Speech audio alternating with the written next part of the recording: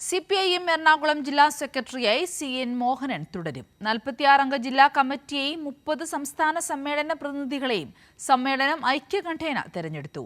ജില്ലയിൽ പാർട്ടിയുടെ സംഘടനാ ശേഷിക്കനുസരിച്ച് പാർലമെന്ററി രംഗത്തും വിജയങ്ങൾ നേടാൻ ആവശ്യമായ പദ്ധതികൾ ആവിഷ്കരിച്ചതായി CN മോഹനൻ പറഞ്ഞു. നിലവിലുണ്ടായിരുന്ന ജില്ലാ കമ്മിറ്റിയിൽ നിന്നും പ്രായാധിക്യം ഉൾപ്പെടെ വിവിധ കാരണങ്ങളാൽ 13 പേർ ഒഴിവായി.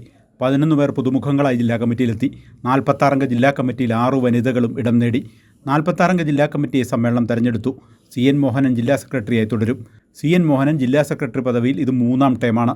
C Mani, KJ Maxi, CN Sundaran, P Vasudevan, KK Elias, KA Joy, TV Nidhin, KV Manoj, Shiji Sivaji, AR Ranjith, Aneesh Mathew എന്നിവരാണ് പുതുമുഖങ്ങൾ.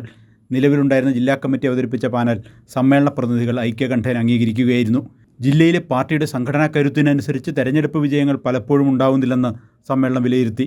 ഇത് മറികടക്കാൻ സ്ഥിരതയുള്ള ബഹുജനാടിത്തറ വികസിപ്പിക്കാൻ പദ്ധതികൾ ആവിഷ്കരിച്ചതായി ജില്ലാ സെക്രട്ടറി CN മോഹനൻ പറഞ്ഞു. എറണാകുളം ജില്ലയുടെ രാഷ്ട്രീയം ഇങ്ങനെ കയറിയിറങ്ങി നിൽക്കുന്ന രാഷ്ട്രീയമാണ്.